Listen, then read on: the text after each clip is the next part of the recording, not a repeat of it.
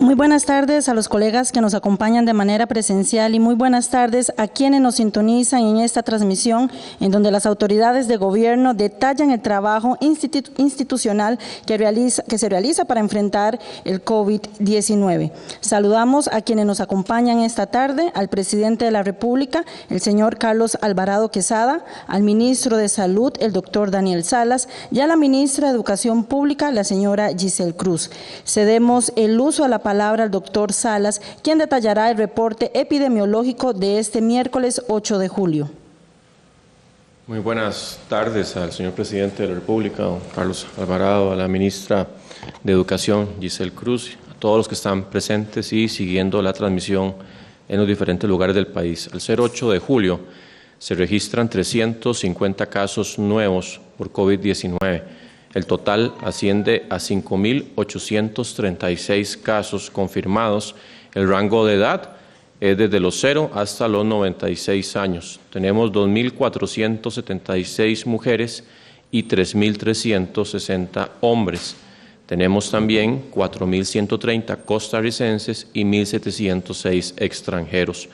Tenemos casos positivos en 79 cantones, 4.661 adultos, 276 personas mayores y 807 menores de edad. 92 se encuentran en investigación.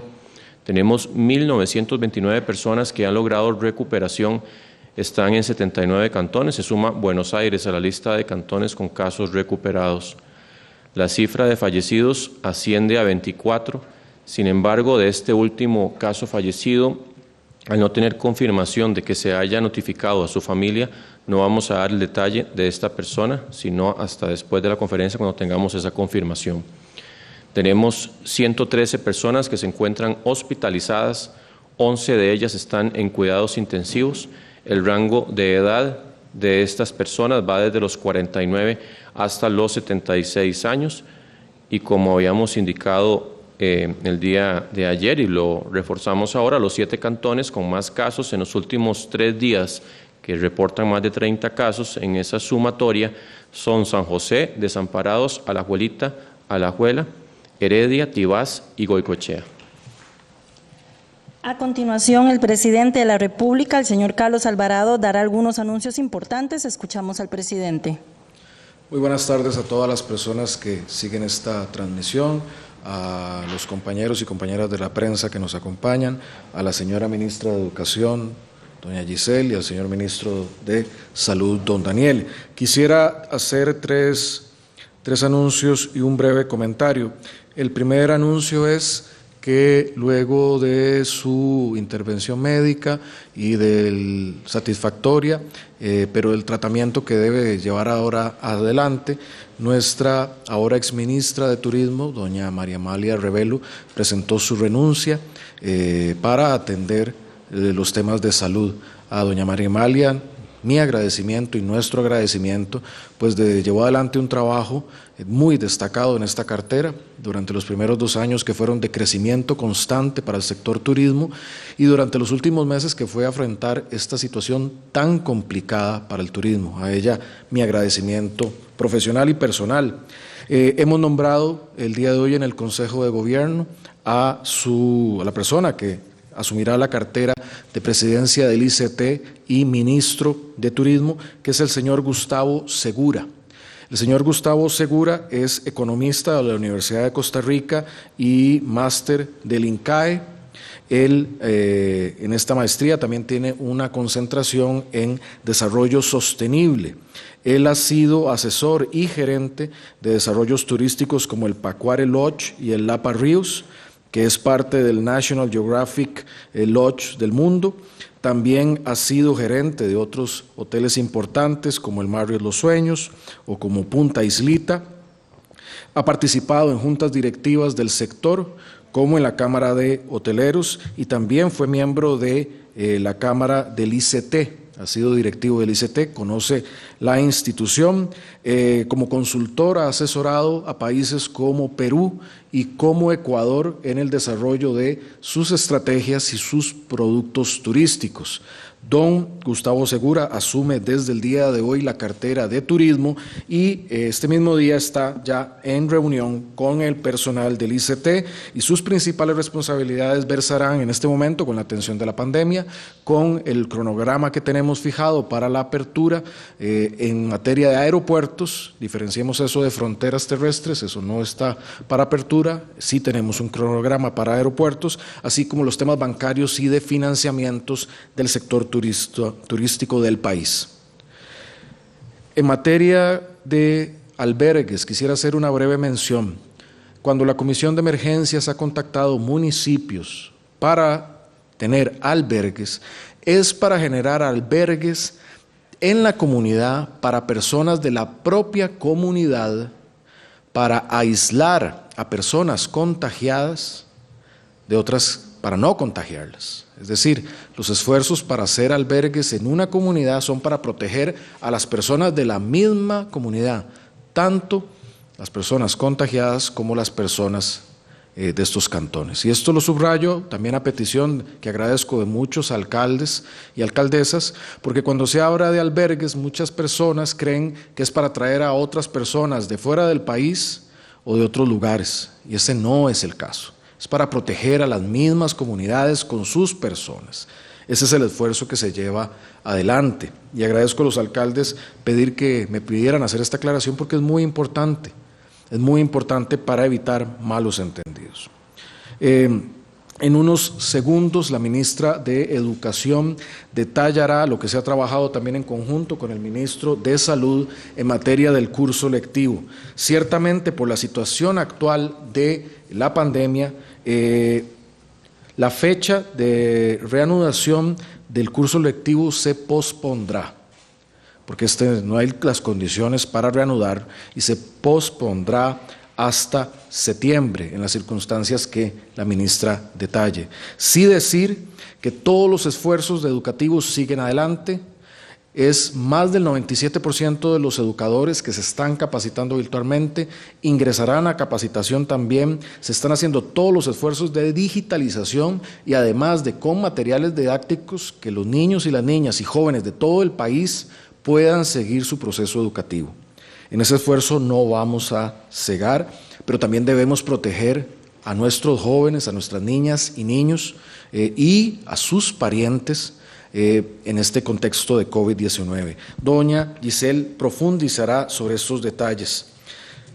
Finalmente quiero hacer un llamado a la responsabilidad nacional de todos los actores. Estamos en un contexto de pandemia, en un contexto donde como país tenemos que luchar unidos para superar esta ola y que no tengamos una saturación de nuestros servicios de salud y que salgamos avante. Y tengo la confianza de que lo podemos hacer. El país es dichosamente un país libre y democrático. Y queremos que siga siendo así. Y dichosamente, bendecidamente, un país donde se puede hacer la crítica de manera libre y ojalá constructiva. Pero también veo un país que se dispersa entre discusiones de pañoletas, un país que entra en discusiones que nada le construyen a nuestra circunstancia. Veo también un adelanto de la campaña política, donde quienes a veces opinan, no sé si lo hacen para construir país o para construir imagen. Estamos en una pandemia y hay vidas de por medio. Habrá un tiempo para hacer política, también porque somos un país democrático. Veo muchas personas muy responsables de la política, diputados, diputadas, expresidentes, analistas, exministros, contribuyendo con ideas y sana crítica. Y veo mucha gente queriendo hacer vitrina. Sé que las y los costarricenses saben diferenciar, pero mi llamado hoy es a la responsabilidad que tenemos todas y todos con nuestro país. Yo veo a mi equipo trabajando día y noche, pero no metidos en eso. Todas y todos debemos empujar hacia que el país esté bien, con responsabilidad. Vienen tiempos complicados, los estamos experimentando, esto no se va a ir en las próximas semanas, tenemos meses por delante de convivir con la pandemia, con la danza del martillo, convivir con ella, entonces debemos que hacerlo con responsabilidad y patriotismo. Muchas gracias a todas y a todos, también porque me tendré que retirar, pero sepan que el día de mañana estaré acá nuevamente y espero poder responder bastantes preguntas porque sé que los espacios para hacerlo han sido limitados. Cedemos el uso de la palabra a la ministra de Educación Pública, la señora Giselle Cruz, quien detallará los aspectos del curso lectivo. Buenas tardes, señor presidente y señor ministro de Salud, y a la prensa.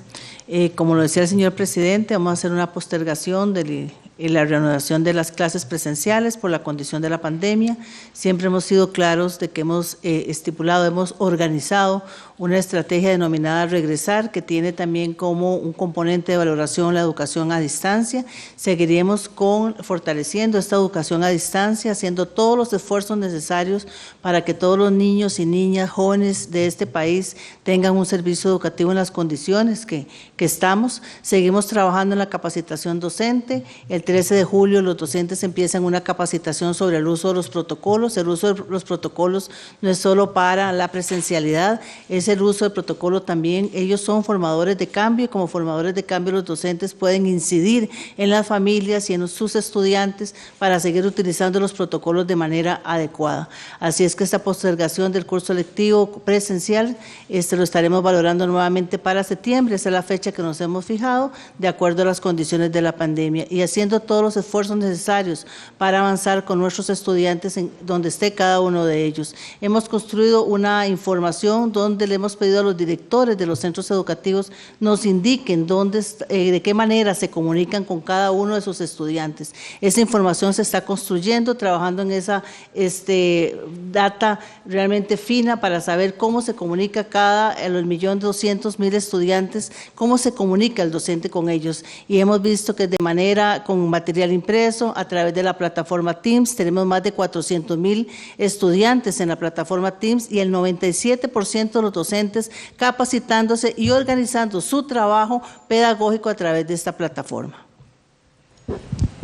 A continuación procedemos a despedir al presidente de la República, el señor Carlos Alvarado. Espero verlos mañana y buenas tardes. Buenas tardes. Vamos a dar paso al periodo de consultas por parte de los colegas que nos acompañan de manera presencial. A continuación, iniciamos con el colega Edgar Fonseca de puroperiodismo.com. Don Edgar, ¿nos permite nada más para la aplicación del alcohol, por favor?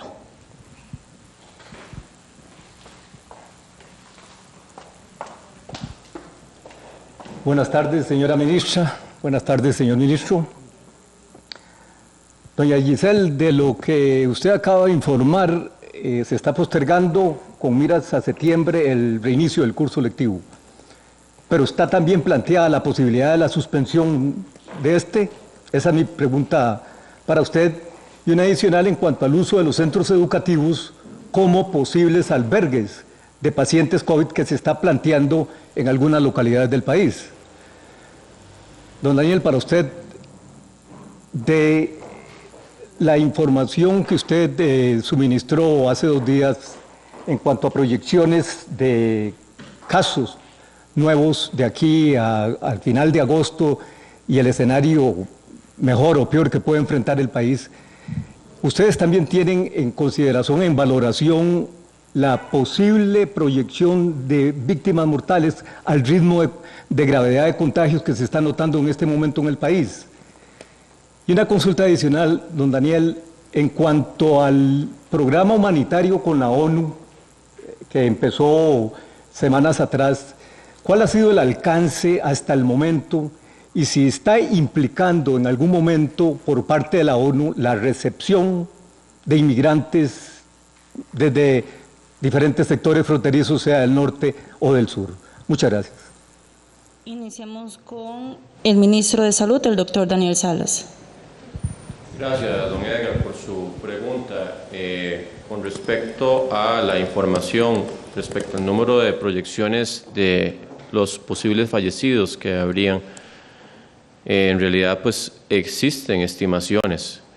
Esas estimaciones son igual bastante variables dependiendo del escenario. Recordemos que eso va a depender mucho de los factores de riesgo de las personas que más se van afectando, de la oportunidad con que vayan a consultar a los servicios de salud, que se les pueda dar un abordaje más oportuno. Y eso pues en realidad hace que las proyecciones con fallecidos pues sean justamente tal vez de las más inciertas con respecto a los datos que hemos ido brindando. Lo que es claro es que entre más personas tengamos en cuidados intensivos, hospitalización general, que también pues podría eventualmente ya significar más cuidados intensivos, pero directamente en cuidados intensivos sabemos que hay un porcentaje que lamentablemente no van a lograr superar esa condición de cuidados críticos y que va a fallecer. Entonces aquí en realidad pues nos debatimos entre tener eventualmente de aquí a la proyección menos de 100 fallecimientos. No quiero precisar el número, o pueden ser bastante más de 100 fallecimientos. No estamos hablando al final de la pandemia, sino a la proyección que presentamos, que abarca sobre todo 2 meses y un poquito más. Pero como le digo, eso es muy variable. O sea, puede ser que de las personas que se afecten sean muchas con factores de riesgo que no consultaron a tiempo y que eso vaya a representar una cantidad muy elevada de fallecimientos. Eso va a depender mucho justamente de las circunstancias. Es imposible decir las personas que se van a afectar con mayor fuerza en las siguientes semanas van a ser personas mayoritariamente con factores de riesgo. Sin embargo, como indico, aquí todo juega y entre más personas se infecten, van a haber más personas con factores de riesgo que pueden terminar en cuidados intensivos y eventualmente eso los pone en una situación más delicada en torno a un posible ¿verdad? Salir oportunamente. Eso sabemos que eso ocurre y así es como ha ocurrido en la mayoría de los casos. Y con respecto al programa humanitario, yo en realidad ahí pues sí le pediría que por favor, como esto lo ha estado manejando Cancillería, no quisiera yo irrumpir en ese tema que en realidad ellos lo han manejado toda la parte de relaciones, de qué se está haciendo y qué no. Entonces en realidad yo más bien le pediría por favor que se refiera a Cancillería para evacuar esa duda de la forma más respetuosa. Muchas gracias. Voy a empezar por la segunda pregunta. El Ministerio de Educación Pública y la Comisión Nacional de Emergencias conformamos un protocolo para cuando se establece el procedimiento para habilitar centros educativos como albergues, como bien lo decía el señor presidente, en la misma comunidad. En este sentido, hicimos el protocolo para el control y el seguimiento de las posibilidades de habilitación de centros educativos. Estamos en una condición de salubridad, en una condición de pandemia. El Ministerio de Educación Pública siempre ha sido solidario en esta y además la ley nos convoca a ser solidarios en ese sentido con la infraestructura pública y sobre todo con la infraestructura de los centros educativos. El protocolo es para establecer ese control y seguimiento y llevar ese orden de la posibilidad de que un centro educativo se convierta en albergue cuando así la Comisión Nacional de Emergencias y el Ministerio de Educación Pública lo convengan.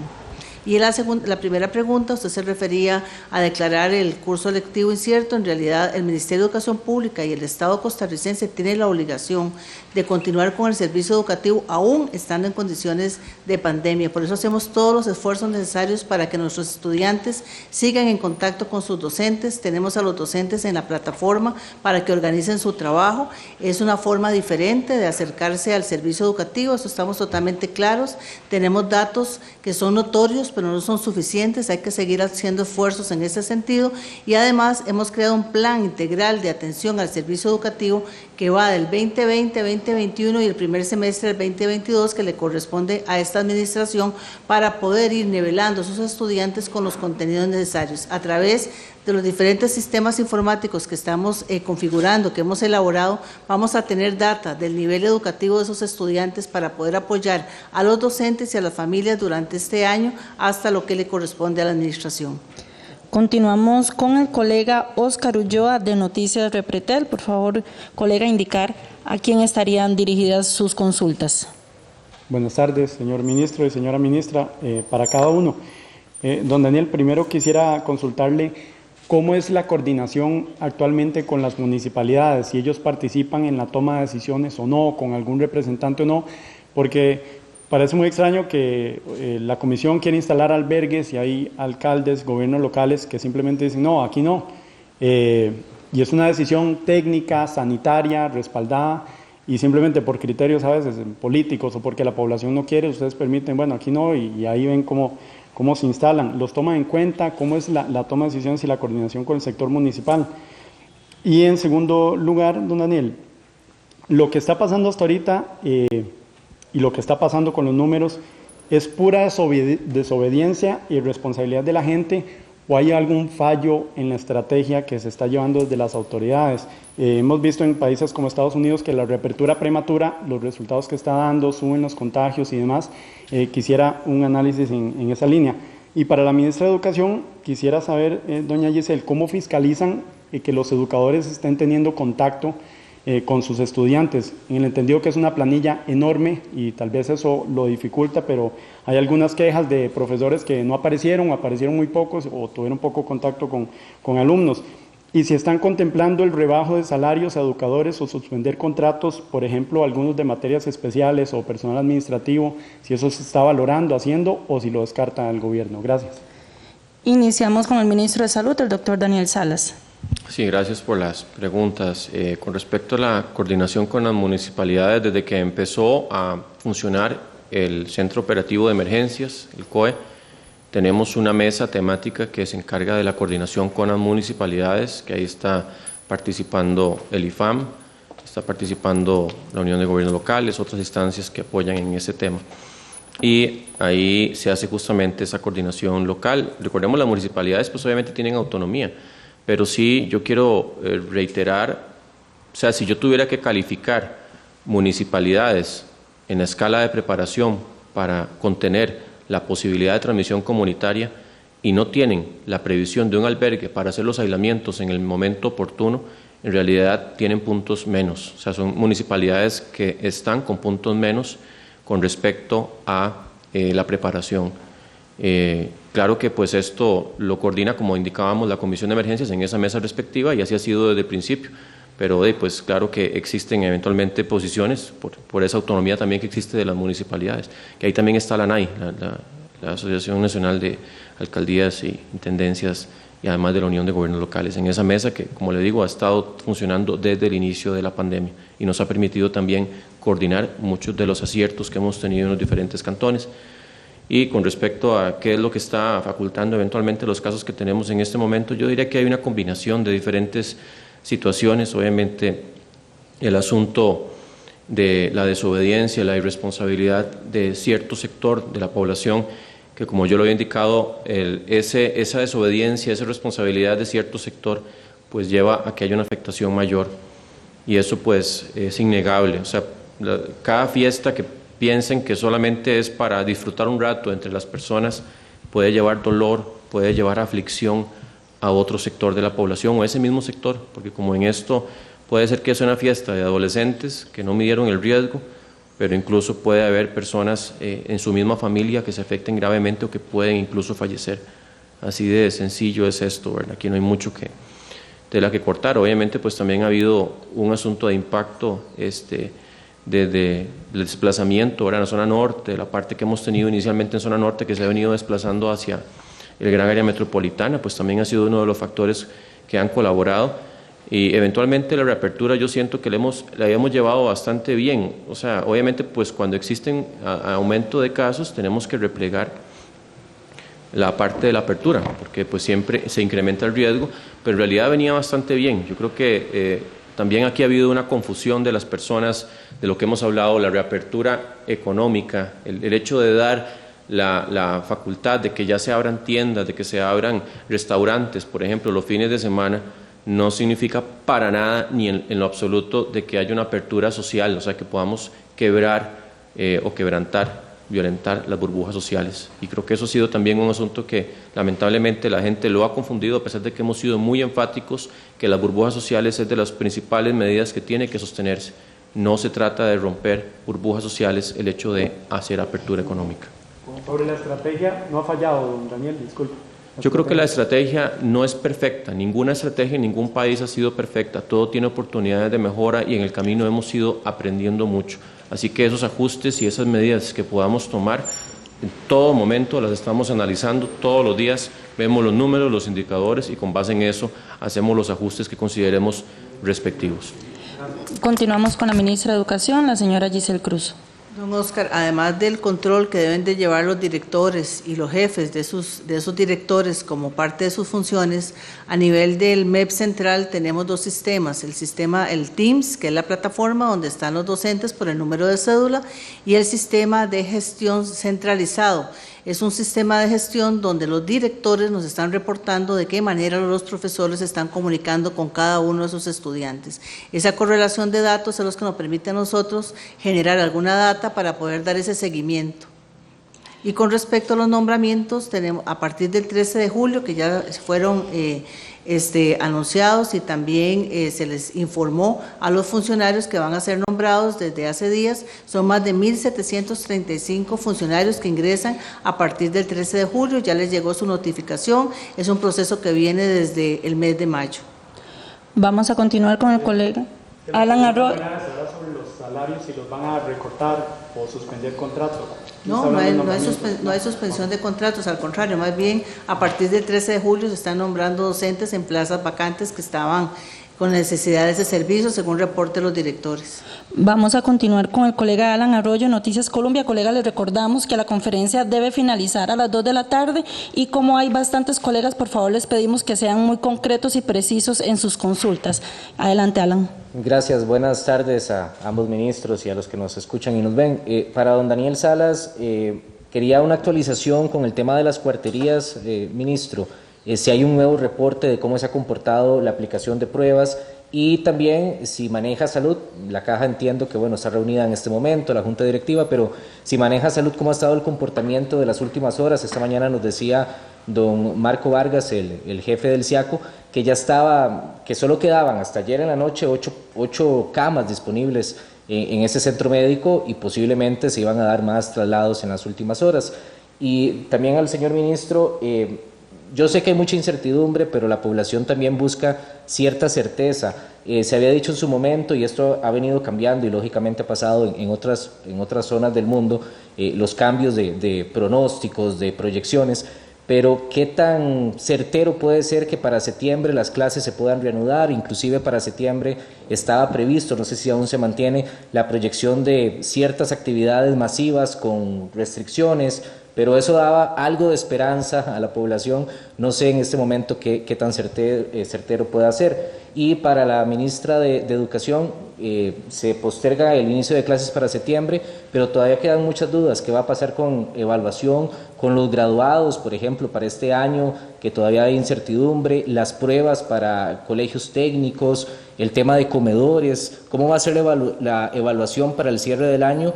Si se reanuda en septiembre, solo quedarían 3-4 meses de clases. ¿Cómo será esa evaluación para los estudiantes que también tienen en esa incertidumbre la esperanza de tener respuestas por parte del MEP, quizá un poco más concretas, ya acercándose a esa fecha de septiembre? Muchas gracias. Iniciamos con el ministro de Salud, el doctor Daniel Salas.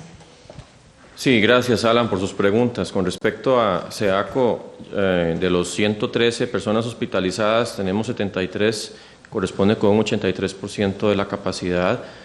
Ha venido aumentando la cantidad de ingresos en SEACO y eso ha sido pues la tónica que hemos tenido en la última semana y un poco más, ¿verdad?, que ha venido aumentando sustancialmente como un efecto retardado del aumento de los casos también que hemos ido teniendo.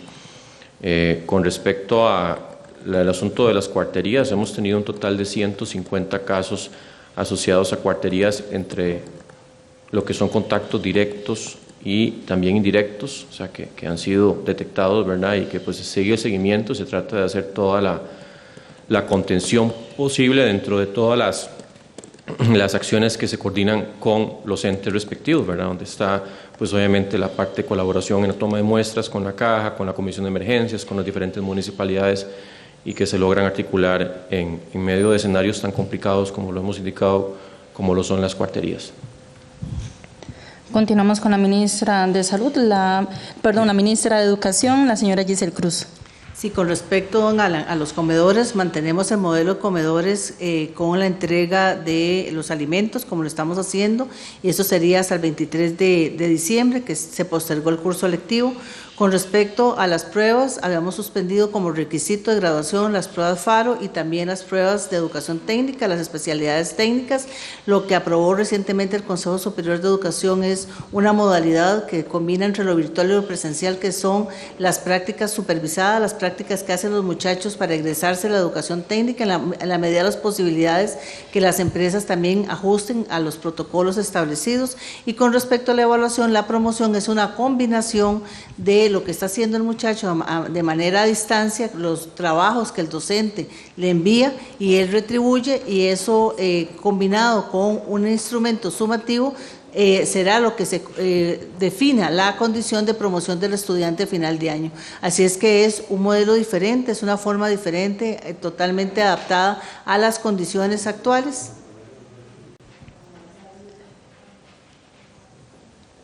Continuamos con Pablo Campos del Telediario.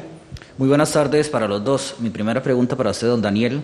La celebración del Día del Padre y la final de fútbol nacional ocurrió hace prácticamente 17 días. En los últimos 4 días es cuando hemos visto el incremento, o más de 4 días, el incremento de los casos. ¿Se podría relacionar encuentros de este domingo con el aumento de contagios de la COVID-19?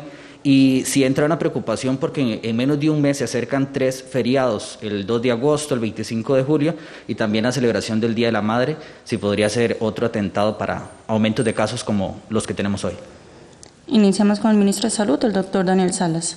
Sí, gracias por su pregunta, Pablo. En realidad las celebraciones, pues claro que pueden incidir. Es algo, a cierto punto, difícil o reiterado cuando uno dice que rompemos burbujas sociales, que exponemos a miembros de la familia o amigos que no conviven con nosotros y que el virus no sabemos que está presente, pero se presenta porque hay mucha gente que está sin síntomas. Eso va a representar un aumento de casos. Ya lo hemos visto en los lugares de la gran área metropolitana que estos eventos han estado colaborando activamente en la transmisión de los casos, potenciados también por la afectación en otros sectores, por ejemplo, en el gran área metropolitana, como son también la parte de las construcciones, de los trabajadores de construcciones que también han tenido un incremento importante en los últimos días. Pero obviamente en medio de una celebración, ¿qué es lo que uno espera? Que aprendamos a que estamos viviendo en un momento de una vez o de un año en un siglo posiblemente, que representa que tengamos que comportarnos diferentemente y que haya gente que pues simplemente no le importa, ¿verdad? Que dice, no, yo vivo mi vida y la verdad es que si tengo que morirme o si tiene que morirse algún familiar, o sea, ya llegar a esos aspectos, esas observancias con respecto a la vida es muy preocupante. Y yo, la verdad, pues lo que les puedo decir es, en medio de estas celebraciones que han sido siempre y serán tan importantes, donde le hacemos un agasajo, una celebración a nuestro padre, a nuestra madre, eventualmente otras celebraciones, en medio de un año que es diferente, pensar que podemos hacer lo mismo de siempre o que podemos hacerlo modificado, pero que siempre significa un riesgo incrementado, ya es un asunto, como le digo, que es una pequeña porción de la población, es un porcentaje pequeño que tiende a violentar esas burbujas sociales, pero decirles que lamentablemente por una visita hemos visto pacientes, una visita de un familiar que pensó que no iba a pasar nada, se fue a visitar a otra persona que no la ve siempre, y la infectó y esa persona terminó en una unidad de cuidados intensivos y lamentablemente falleció. Y así se pueden dar varios casos y se van a seguir dando. Entonces, lo que puedo decir es, hasta donde podamos desde el gobierno ayudar a que no se muera más gente, lo vamos a hacer. Pero no podemos tampoco tomar control sobre las voluntades, por eso es que hay un libre albedrío, la gente se puede movilizar y puede, a final de cuentas, desobedecer las medidas que hemos tratado de tomar, pero yo creo que se entiende aquí que esas medidas que hemos tomado es porque queremos que exista la menor cantidad de personas fallecidas, que exista el menor colapso económico, porque al final si se descompensa lo sanitario, lo económico también se va a descompensar per se. Así que, y lo social, obviamente. Así que aquí estamos en ese difícil equilibrio entre llevar esa vara que yo le decía en una cuerda floja de hasta dónde podemos ver a ir para no caernos de un lado y del otro.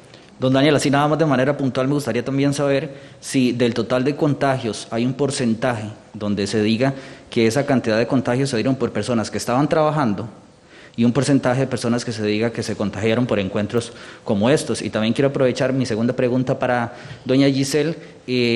Por lo menos hasta el 2019 en Costa Rica habían cerca de 529 centros educativos con orden sanitaria. Ustedes han aprovechado todo este tiempo en el que no hay estudiantes en las escuelas y colegios para reducir esa cantidad, o sea, acelerar los trabajos y evitar que haya tanto centro educativo con orden sanitaria. Ministro de Salud. Vea, en la gran área metropolitana, que es donde tenemos la mayoría de los casos en este momento, ya tenemos un poco más de 2 semanas de que por el colapso que hemos tenido de la no capacidad, sino la no suficiencia por la cantidad de casos que se han generado comparado con la capacidad operativa de hacer las búsquedas y las investigaciones, ese dato justamente en las últimas 2 semanas y un poco, casi 3, se ha perdido. Ya no sabemos exactamente dónde es que se ha dado la mayoría de las infecciones, y eso justamente por eso fue que dijimos de manera de una vez ya precautoria, pero que en este momento prácticamente es una materialización el hecho de la transmisión comunitaria. Porque con la transmisión comunitaria se pierde esa capacidad de trazabilidad y de saber exactamente dónde ocurrió el contagio. Por eso es que la gente tiene que estar más que nunca en este momento mucho más celosa de su propia salud, guardando las medidas sanitarias que hemos estado indicando. Continuamos con la ministra de Educación. Sí, con respecto a la infraestructura, nosotros continuamos en el desarrollo del plan de infraestructura educativa.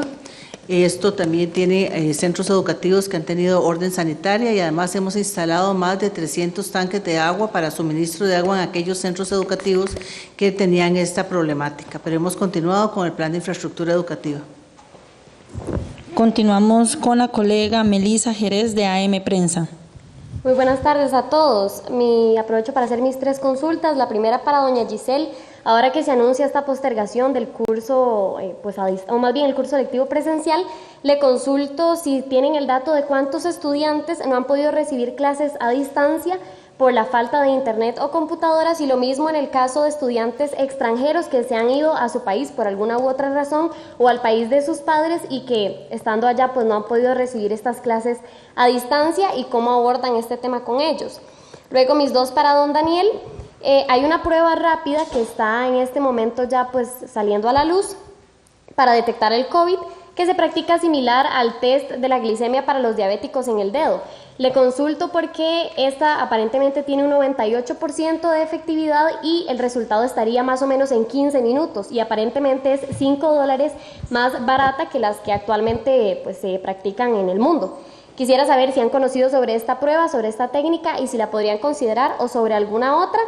Y ya como última consulta, don Daniel, los familiares del fallecido número 22, que se le detectó el virus post-mortem, afirman que cuando les entregaron el cuerpo les dijeron que había sido un ataque al corazón y por ende no se aplicó ningún protocolo como los lineamientos que ya conocemos del Ministerio de Salud. Les hicieron entre su burbuja el acto ya para enterrarlo y la vela y demás. Muy pequeña, pero igual así la familia está preocupada porque tuvieron cierto contacto y se enteraron, según dicen, por la prensa que esta persona fallecida, que es el papá fue el que nos lo dijo, que su hijo tenía COVID-19. En este caso, ¿qué se hace con los cuerpos de las víctimas que se les detecta el virus post-mortem con el tema del protocolo? Gracias. Iniciamos con la ministra de Educación, la señora Giselle Cruz. Sí, gracias, Melissa. Con respecto al seguimiento de los estudiantes, la mitad de nuestra población tiene posibilidades de conectividad, ya sea con dispositivo propio o de dispositivo prestado. La otra mitad de la población, eso lo hemos dicho varias veces, más de 480,000 estudiantes. En eso son 2 escenarios, 300,000 estudiantes que no tienen conectividad y que tampoco tienen equipo y otro que tiene equipo prestado. En ese sentido, nosotros hemos dado el seguimiento oportuno y por eso hablamos del seguimiento a través de los directores para saber cuántos estudiantes, de qué manera los docentes están comunicando con los estudiantes. Entonces, hay un buen porcentaje de docentes que se comunican por medio del WhatsApp o también a través de material impreso. Ese es el seguimiento que estamos dando, por eso es importante seguir con el fortalecimiento de la educación a distancia. Con respecto a estudiantes extranjeros, eso es un reporte que llevan los directores específicamente. Ministra de Salud. Sí, gracias Melissa por sus preguntas. Con respecto a la prueba rápida, ese test que usted indica, así a nivel si es a nivel sérico, es difícil en realidad a nivel sérico detectar la presencia del virus. Lo que uno detecta a nivel sérico, que es a nivel de la sangre, como la glicemia, es las inmunoglobulinas, o sea, más bien los anticuerpos que el cuerpo desarrolla una vez que ha estado expuesto al virus. Entonces, en realidad habría que analizarlo. Lo que sí es claro es que, pues, si hay pruebas tan buenas como esta, que facilitan muchísimo todo lo que es la parte operativa, pues también va a haber una demanda enorme.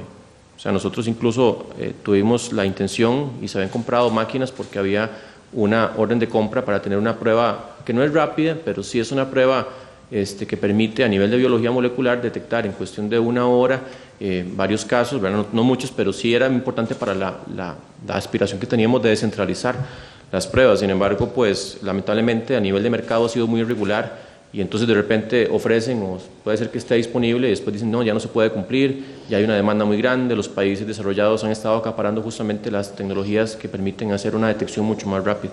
Así que pues eso habría que investigar justamente porque sí me parece que con 98% de confianza para el diagnóstico a través de un test de sangre no me suena, o sea, no he visto nada parecido. Sin embargo, pues obviamente habría que analizarlo y también ver ese asunto de la disponibilidad.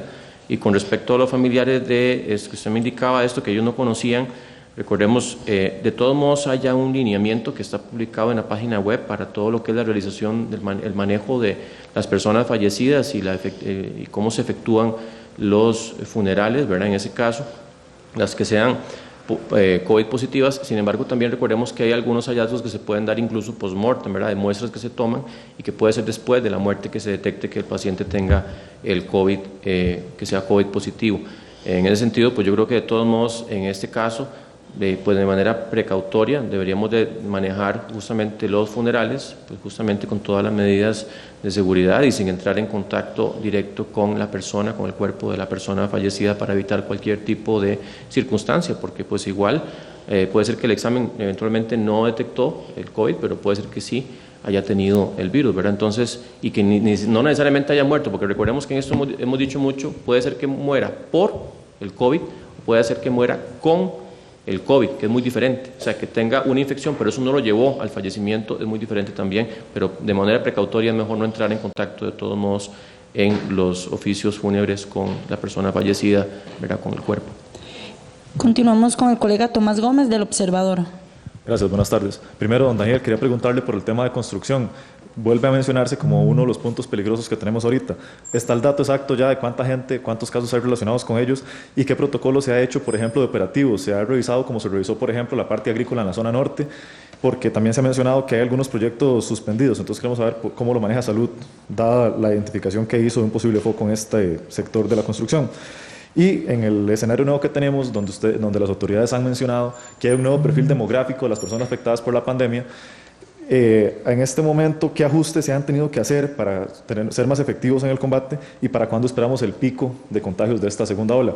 Y después, doña Giselle, si podemos precisar nada más, ¿qué impacto presupuestario está teniendo esta medida, además de las nuevas contrataciones que han tenido que hacer? ¿Y qué va a pasar con los centros educativos privados con las nuevas políticas que dictan hoy? Muchas gracias. Iniciamos con el ministro de Salud, el doctor Daniel Salas. Sí, con respecto al sector construcción, igual aquí el llamado para todos los empresarios y los supervisores del sector construcción para que por favor estén verificando que en medio de los oficios, de las labores de construcción, se cumpla lo más posible todos los protocolos.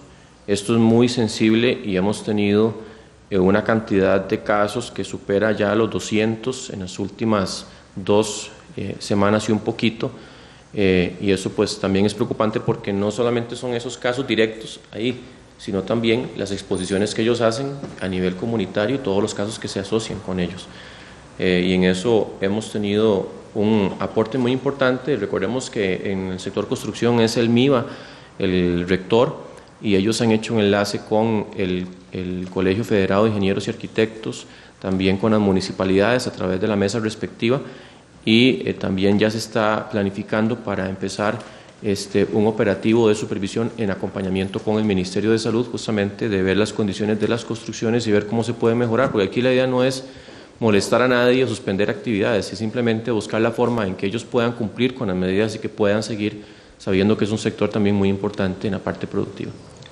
Y con respecto al perfil demográfico, que usted, por ejemplo, don Román Macaya explicaba que ahora se está detectando más casos ya no en la gente que viajaba, no en gente que podía guardar el aislamiento, sino ahora en comunidades con condiciones más complicadas.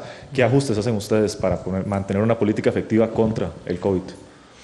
Bueno, en eso pues uno trata de diversificar la parte de comunicación, la parte de las medidas de vigilancia, de captación de los casos. Eventualmente las alertas nos ayudan mucho también a tratar de minimizar los contactos, pero insisto en que aquí hay una parte de comportamiento que se escapa de todo eso. O sea, nosotros tratamos de hacer lo posible para influir y eventualmente modificar el comportamiento, pero insisto en que eventualmente en medio de esta segunda ola, si hemos tenido, pues, por lo que ustedes quieran llamarlo, que la gente está cansada, puede ser, que es gente que no le importa, puede ser, que es gente que simplemente no mide el riesgo, piensan que a ellos no les va a pasar nada, pues puede ser también, pero definitivamente el hecho de que estos comportamientos inadecuados se estén incrementando últimamente y de acuerdo a este perfil justamente que usted indica, nos preocupa y es algo de lo que yo siento que la población tiene que tratar de hacer las denuncias respectivas, porque al final es proteger su propia salud, pero también, como le digo, o sea, cuando uno ve que don Michael Soto dice aquí que hubo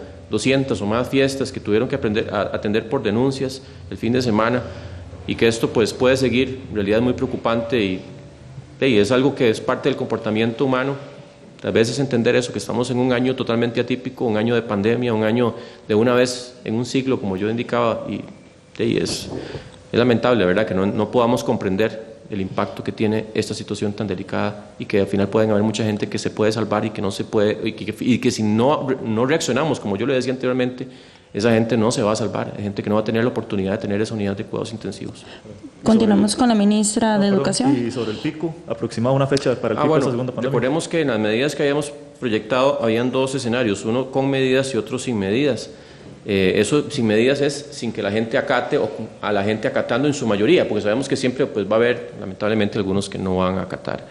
Entonces, si existe un buen acatamiento en general, en realidad podemos hablar que en unas 2-3 semanas ya podríamos tener un máximo de casos activos, pero si la gente no acata y todo, esto va a seguir exponencialmente creciendo, no exponencialmente, pero sí sostenidamente creciendo hasta que alcancemos en posiblemente principios de octubre una cantidad mayor de casos, ¿verdad? Entonces ahí estamos debatiéndonos entre qué tanto la gente quiere colaborar en general, ¿verdad? Yo insisto, hay que reconocer que la mayoría de la gente está, pero un porcentaje menor de la gente que no colabora, al final afecta a ese otro porcentaje mayoritario que sí está colaborando y que está muy consciente que esto vamos a lograr lo que vamos a pasar, pero que depende cómo nos comportemos, así va a ser el balance cuando eso termine. Ministra de Educación. Sí, don Tomás, con respecto a la diferencia de público y privado, la resolución que firmamos el señor Ministro de Salud y yo corresponde, no hace diferencia entre lo público y lo privado. Es una condición de pandemia, no hay condiciones diferentes para otros en este sentido. Y con respecto al impacto, el impacto es en todos los niveles, el sector educativo no escapa de esto y por eso tenemos que hacer todos los esfuerzos necesarios para que ningún estudiante se quede atrás. Por eso el plan de trabajo de seguimiento al servicio educativo va hasta el primer semestre de 2022 para recuperar todos estos estudiantes que hicieron la matrícula en el inicio del curso lectivo 2020. Colegas, por favor, recordar ser más puntuales con sus consultas, puesto que ya casi van a ser las 2 y tenemos que finalizar la conferencia. Continuamos con Juan Diego Córdoba de La Nación. Buenas tardes, doña Giselle, don Daniel. Don Daniel, una pregunta muy concisa. Esta postergación del curso de las clases presenciales del curso lectivo se recomienda también para centros educativos privados y también para universidades. Luego, a la ministra Cruz, me gustaría retomar la pregunta que hizo mi colega Alan Arroyo acerca de la evaluación sumativa. Tal vez si puede especificar muy bien cómo se va a desarrollar esa evaluación para ver la nota final de los estudiantes al final del ciclo lectivo. También me gustaría preguntarle otra pregunta que tengo al respecto de ese rezago que tienen los estudiantes de las escuelas y colegios públicos en los últimos 3 años, los últimos 2 a raíz de las huelgas y evidentemente a raíz de la suspensión de las clases presenciales de este año, de este curso lectivo. Eso evidentemente hace una brecha muy grande con estudiantes de centros educativos privados. ¿Cómo ustedes van a tratar de reducir esa brecha en los próximos 3 años, si no me equivoco? Mencionaba usted hasta el año 2023, 2022. Y también pensando mucho en aquellos jóvenes que ya van saliendo del colegio rumbo a las universidades. Si ustedes están coordinando con las universidades públicas o universidades privadas para hacer ese balance, ¿verdad?, a raíz de este rezago importante que tienen los estudiantes. Muchas gracias. Ministro de Salud. Sí, con respecto a este asunto que usted pregunta, don Juan Diego, de la postergación del curso lectivo también para privados universidades, todo lo que pueda hacer vía virtual, sin presencia en este momento, es lo más indicado. Eso lo digo porque la presencia en realidad pues lleva un riesgo incrementado y si es algo que se puede manejar de otra forma, ¿verdad?, todos los trámites virtuales o clases virtuales o lo que usted quiera virtual, es en este momento lo más indicado. Ministra de Educación. Gracias. Con respecto, don Juan Diego, a las universidades y a la coordinación, establecimos mecanismos de coordinación con las universidades públicas y privadas, a quienes agradecemos para ese proceso de nivelación. Es un tema de rezago Costa Rica y el mundo, entonces todos tenemos que hacer los esfuerzos. Es un solo sistema educativo.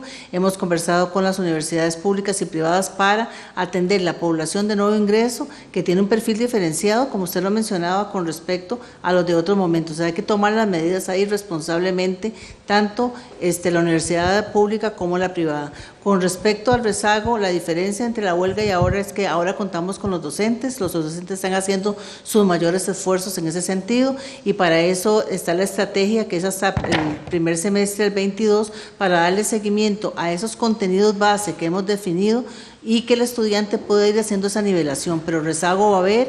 El impacto es grande en ese sentido, porque no tener las clases presenciales, y no estábamos preparados para la virtualidad ni en lo público ni en lo privado. No teníamos un sistema educativo que conozca yo en el sector que sea totalmente virtual, ¿verdad? Salvo los estudios de posgrado que se hacen y demás, pero en eso hay que hacer todos los esfuerzos. Entonces aquí yo no haría diferencia entre lo público y lo privado. La diferencia la veo en la posibilidad de llegar a cada uno de los estudiantes con el servicio educativo de la mejor forma que se pueda en este contexto de la pandemia.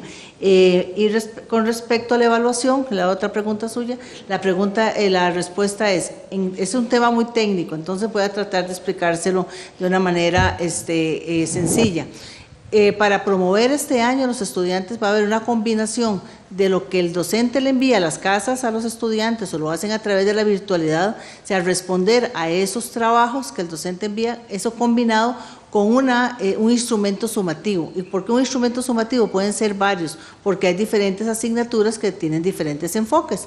Entonces, por ejemplo, educación física, ¿cómo hacemos esa? Entonces, esa combinación del trabajo que envía el docente, lo devuelve el estudiante, más un instrumento, es lo que define la promoción del estudiante al final. Esto es una promoción donde se indica el nivel de desempeño, dónde quedó cada estudiante de este país para poder avanzar al nivel siguiente. El estudiante que no tiene la condición para avanzar, se le da una posibilidad en febrero, lo que llamamos una estrategia de promoción, y hay que seguir acompañando a estos estudiantes porque el universo es muy heterogéneo. Entonces hay que desarrollar todas las estrategias posibles, como la alerta temprana, para poder ir apoyando a los docentes y a los estudiantes y a los docentes para que logren nivelar en esos contenidos. Ese instrumento va a ser una prueba teórica, y después me quedó pendiente el tema de la brecha interna que hay entre los estudiantes que sí reciben clases de forma virtual y aquellos que nada más se acompañan con una guía técnica. Muchas gracias. Sí, con respecto a la brecha, por eso estamos haciendo los esfuerzos para poder nivelar estos estudiantes. Es evidente que hay una población de estudiantes que no tienen las condiciones de la conectividad y que no tienen también el dispositivo. En eso seguimos trabajando en esa estrategia, en ese sentido. Y la otra pregunta es, la evaluación es una combinación de los dos elementos, del elemento del trabajo que hace el docente y el instrumento que aplique el docente para poder determinar esa valoración final. Rita Valverde, de CR Noticias, por favor, muy concreto, Rita. Buenas tardes, señora ministra y señor ministro. La pregunta es para usted, don Daniel.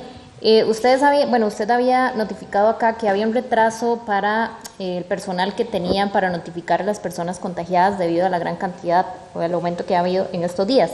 Quisiera saber a hoy de cuánto es ese retraso, cuántas personas no han sido notificadas. Y entiendo que para la orden sanitaria se notifica por medio de un correo electrónico. Cuando las personas no tienen el correo electrónico, se hace presencial, entiendo. Y si están pensando o valorando contratar más personal para llenar este vacío. Iniciamos con el ministro de Salud. Gracias, Rita, por su pregunta. Con respecto a esto del retraso, en realidad el retraso más importante se da sobre todo en la investigación y en la obtención de los casos. También ha habido algún retraso en la notificación de las órdenes sanitarias. Cuando nosotros hemos dicho que también aquí tiene que haber una colaboración de la población en todo sentido, cuando a alguien se le toma una muestra porque ya es sospechoso, lo que uno espera es que esa persona se autorrecluya hasta que efectivamente, incluso si está con síntomas, no debería, porque le dicen que es negativo, sabiendo que puede ser que después salga positivo, y si es por otro virus, no debería estar exponiendo a la población. Entonces es importante que esa persona se autorrecluya. Pero aquí, de parte de las estrategias que hemos estado siguiendo ante este retraso, que pues obviamente se ha venido incrementando, es tratar de reacomodar todavía más las funciones de las áreas rectoras, sacándole el máximo provecho a todo lo que es la readecuación. Hemos estado buscando también algún apoyo en lo que es desde el momento que se toma la muestra, que eso lo hace la Caja Costarricense de Seguro Social, buscar alguna forma de que esa orden sanitaria se pueda emitir desde ese mismo momento para ser más ágil en el caso de los que son ya muestreados, porque sabemos que aquí recordemos que lo que representa el reto más grande son los contactos cercanos de las personas que son sospechosas o positivas, y que esos contactos cercanos rondan entre 5, 10, 15 o más personas, dependiendo de pues, la movilización que tenga el sospechoso o el positivo. Y así que eso pues es un reto enorme.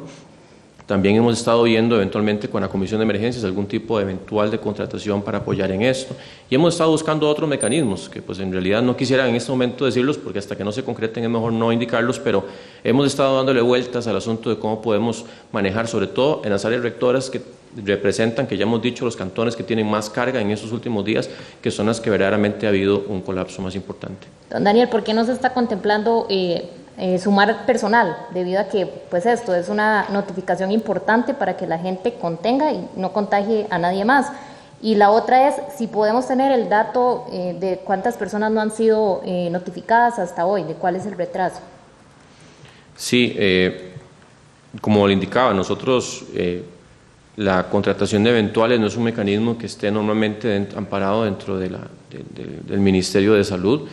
Lo que sí es cierto es que hemos venido trabajando con la Comisión de Emergencias justamente con ese apoyo, de que ellos nos ayuden a contratar personal que pueda reforzar a las áreas. Eso ya viene avanzando, porque tampoco es que se pueda hacer tan rápido, pero ya viene avanzando. Pero se ha hecho en la Caja, tal vez se ha sumado más personal, porque no se puede con hacer la Caja lo que estamos trabajando es esto, que explorando ese mecanismo de que ya va avanzado, de cómo la Caja puede ayudarnos solamente con el, bueno, que es un porcentaje bastante grande, pero no es la mayoría. La mayoría siempre va a seguir siendo responsabilidad del Ministerio, porque los contactos cercanos no consultan en los servicios de salud. Eso el Ministerio de Salud tiene que ir a buscarlos, que usted dice también puede ser por correo electrónico, es cierto, pero si el correo electrónico no ha sido validado por la persona, pues hay que buscar siempre la forma presencial de hacer la notificación. Pero en realidad en las últimas 2 semanas aproximadamente un 60% de los casos no se ha notificado oportunamente. No es que no se notifican, pero no se notifican con el tiempo que uno quisiera que se haga, pero insisto en que al final vuelvo a llamar a la voluntad de las personas. O sea, que usted se le tomó una muestra, no espere a la orden sanitaria para quedarse haciendo cuarentena. Eso es un asunto de solidaridad, como hablamos, de que no ande al supermercado o a la farmacia, donde sea, sino que sea otra persona que le ayude, y que no es porque no le haya notificado la orden sanitaria que lo tome como excusa para ir a lugares públicos a eventualmente contagiar a otras personas. Continuamos con Adrián Fallas de Noticias CRC. Por favor, colegas, ser bastante concreto, que ya estamos excediendo el tiempo que los jerarcas pueden estar acá. Buenas tardes. Para don Daniel, si me puede dar una posición con respecto al Ministerio de Salud sobre la transmisión aérea, de lo que dijo la Organización Mundial de la Salud, de que hay una evidencia emergente, si esto cambia algún protocolo, sobre todo en espacios cerrados. Y también, si me podría dar también una posición sobre si ustedes, para determinar si hay una relación directa entre el incremento de casos de COVID-19 en la GAM con el ingreso ilegal de migrantes por la frontera norte. Y para la ministra de Educación, sí, con esta traslado hasta septiembre de un posible regreso a clases, si las medidas de gradualidad de las que habían hablado anteriormente, sobre que los niveles más altos ingresarían primero, sobre horarios diferenciados, se mantendrían para septiembre. Gracias. Ministro de Salud. Gracias, Arián, por sus preguntas. Con respecto a la transmisión aérea, ya hemos hecho obligatorio el uso de mascarillas prácticamente en todos los espacios públicos cerrados. En los abiertos, en realidad, el riesgo es muchísimo menor, así que andar en la vía pública con mascarilla en realidad pues no tiene un mayor grado de protección. Recordemos que eso de la transmisión aérea, igual, siempre existe un riesgo. Si el lugar es más cerrado, menos ventilado, hay más gente, existe claro que ese riesgo de transmisión. Y con respecto a la relación directa, lo que hemos hablado, yo lo dije hace tal vez 1 mes y medio, casi 2 meses, que el riesgo principal sanitario en ese momento era la transmisión tan importante que había en el país vecino de Nicaragua. Y pues obviamente esto ha influido, no ha sido un un factor, digamos, que haya provocado todos los casos, pero sí ha influido, definitivamente ha influido en lo que tenemos en este momento. Ministra de Educación. Sí, con respecto a la posibilidad de presencialidad, se mantienen los protocolos, el distanciamiento, y si no lo contrario, el doctor Salas llegó para quedarse. Esto va a tener que ser por un largo tiempo. El tema de también el uso de la careta, el tema del lavado de manos, las necesidades también de todos los implementos de higiene en un centro educativo para la apertura de la presencialidad. Los protocolos se mantienen y eso puede hacer una diferencia importante. A partir del 13 de julio los docentes van a ser capacitados en los protocolos y los protocolos son para el uso de la vida cotidiana. Entonces ahí también pueden incidir ellos con los estudiantes y sus familias en un comportamiento de la población, porque a mejor uso de los protocolos, mejor condiciones vamos a tener para salir adelante de esta situación. Continuamos con las consultas regionales de Radio Cultural Tilarán. Consulta a la ministra de Educación. ¿El MEP utilizará nuevos métodos de aquí hasta septiembre o mantendrán los que hasta por el momento se están realizando? Si hablan de métodos pedagógicos, es fortalecimiento de la educación a distancia, igual como hemos llevado este proceso educativo hasta la fecha, continúa de esa manera y nuestro compromiso de seguirlo fortaleciendo. Al ministro de Salud, consulta Mundo Escazú, ¿qué se está haciendo con las personas que están indocumentadas y si se logran ubicar en varios sectores de San José, Alajuelita, Santana y Escazú, principalmente en cuarterías? Sí, como yo indicaba, pues parte de todos los operativos de captación de casos se están haciendo en diferentes sectores que son determinados, que son más estratégicos, que representan un riesgo incrementado, en donde ya se ha evidenciado un importante aumento de casos en los últimos días. En realidad todos los abordajes se hacen siguiendo todos los protocolos. Si existe eventualmente una cuartería en donde ya encontramos un riesgo, casos, pues inmediatamente se trata de hacer el abordaje integral, como ya hemos dicho, de forma interinstitucional con todo el apoyo que se requiere. Damos por concluida esta conferencia de prensa. Agradecemos la participación del ministro de Salud, el doctor Daniel Salas, y de la ministra de Educación Pública, la señora Giselle Cruz. A la población les recomendamos conectarse al Facebook Live, que en pocos minutos va a tener el presidente de la República junto a la ministra de Educación. En este conversatorio van a estar aclarando dudas sobre la postergación de las lecciones presenciales de curso electivo. Los esperamos mañana con una nueva actualización. Muy buenas tardes.